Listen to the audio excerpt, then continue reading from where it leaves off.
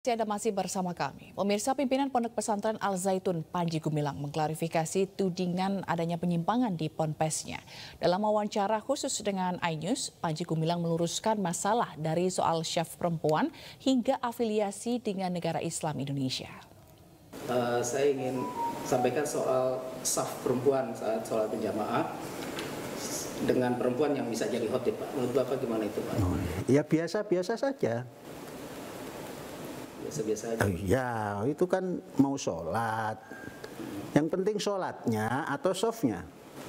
Sholat. Nah, ya. Terus apa lagi? Tapi kan itu tidak lazim gitu, Pak, maksudnya. Ya kalau nggak lazim itu kan dipandang dari mana? Ya.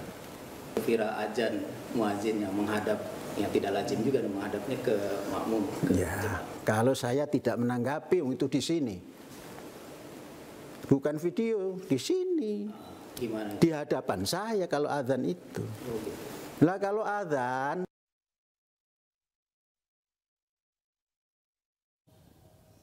Saya ingin sampaikan soal saf perempuan saat sholat berjamaah dengan perempuan yang bisa jadi khotib, Pak. Menurut Bapak gimana itu, Pak? ya biasa-biasa saja. Biasa-biasa aja. Ya itu kan mau sholat. Yang penting sholatnya atau softnya. Sholat. Nah, ya. Terus apa lagi? Tapi kan itu tidak lazim gitu, Pak, maksudnya. Ya kalau nggak lazim itu kan dipandang dari mana? Ya.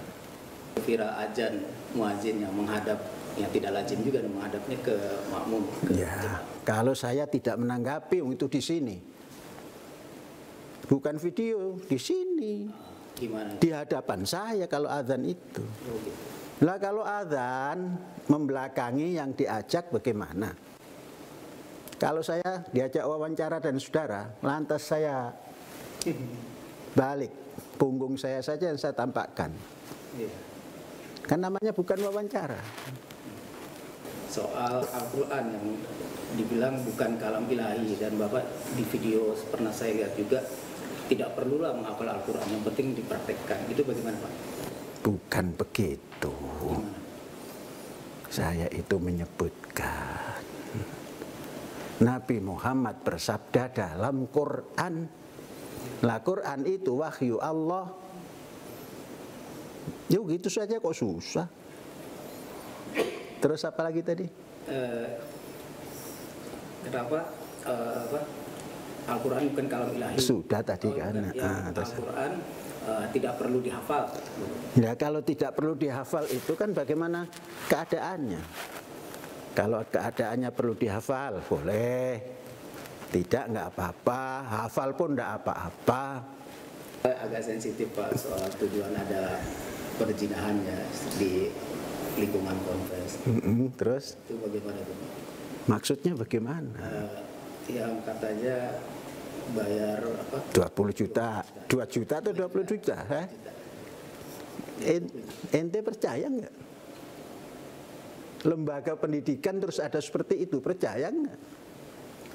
Kalau Anda saja tidak percaya, apalagi kami di sini.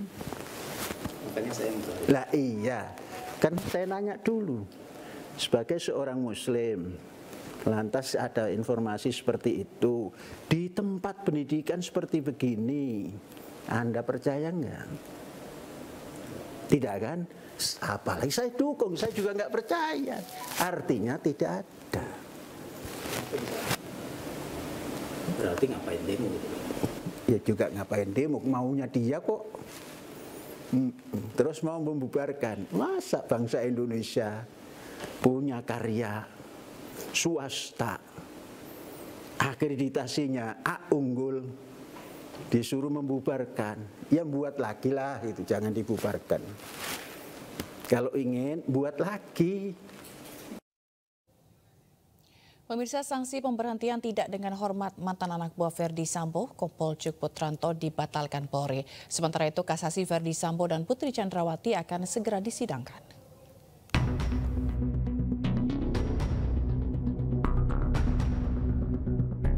Mantan anak buah Verdi Sambo, Kompol Cuk Putranto, batal dipecat Polri. Padahal sebelumnya Cuk Putranto bersama anak buah Verdi Sambo lainnya dipecat dengan tidak hormat dari Polri. Sanksi pemecatan dibatalkan lantaran dalam putusan banding dinyatakan bahwa Cu tidak berhak menerima sanksi pemecatan. Dalam sidang putusan banding, Cu Putranto didemosi selama 1 tahun. Cu pun masih berstatus anggota Polri. Sementara itu, Mahkamah Agung akan segera menyidangkan kasasi kasus Ferdi Sambo. Selain Ferdi Sambo, kasasi Putri Chandrawati juga akan segera disidangkan. Keduanya masuk dalam klasifikasi pembunuhan berencana.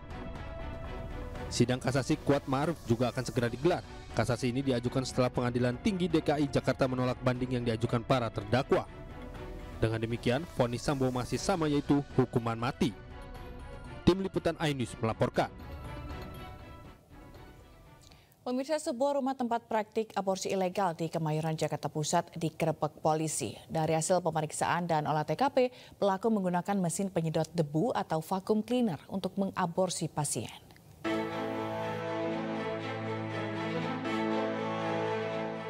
Aparat Satreskrim Polres Metro Jakarta Pusat menggelar olah TKP di rumah yang dijadikan tempat praktik aborsi ilegal di Jalan Mirah Delima, Sumur Batu, Kemayoran, Jakarta Pusat, Rabu sore.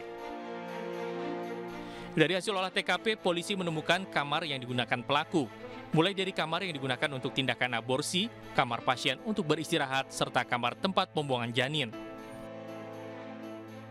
Sebelumnya, unit PPA Satreskrim Polres Metro Jakarta Pusat melakukan penggerebekan praktik aborsi ilegal dan mendapati pelaku utama berinisial SN sedang melakukan aborsi kepada salah satu pasien. SN diketahui tak memiliki latar belakang sebagai tenaga medis ataupun dokter. SN melakukan aksinya bersama seorang asisten wanita berinisial NA yang bertugas untuk mencari hingga menjemput pasien yang akan melakukan aborsi. Polisi juga mengamankan seorang pria berinisial SM yang bertugas sebagai sopir antar jemput pasien aborsi. 4 orang wanita yang menjadi pasien, yakni J, AS, RV, dan IT juga diamankan petugas. Berdasarkan pemeriksaan, pelaku menggunakan mesin penyedot debu atau vacuum cleaner untuk menyedot janin dan kemudian membuangnya ke dalam kloset. Meski baru sekitar 1,5 bulan menyewa rumah tersebut, namun para pelaku telah melakukan praktik aborsi kepada puluhan orang wanita dengan tarif jutaan rupiah. Eksekusi itu antara 2,5 juta sampai dengan 8 juta tergantung dari usia kandungan. Dari pengakuan sementara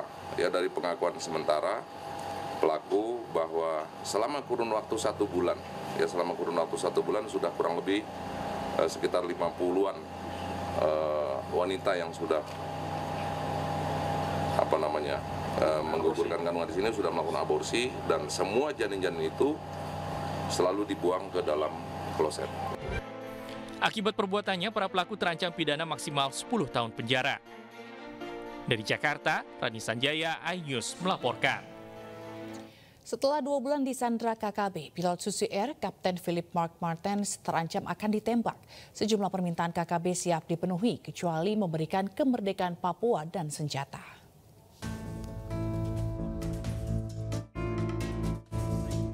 Tenggat waktu yang diberikan oleh KKB untuk memenuhi tuntutan mereka semakin dekat.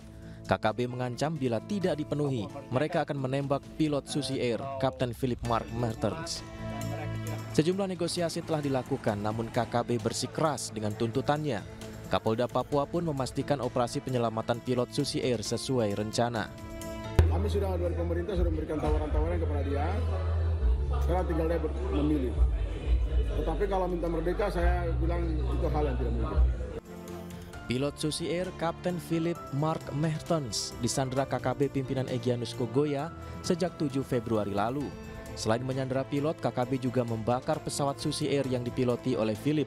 Rangkaian operasi penyelamatan pun telah dilakukan, namun hingga kini belum membuahkan hasil. Dari Jayapura, Papua, Freddy Nuboba, iNews melaporkan.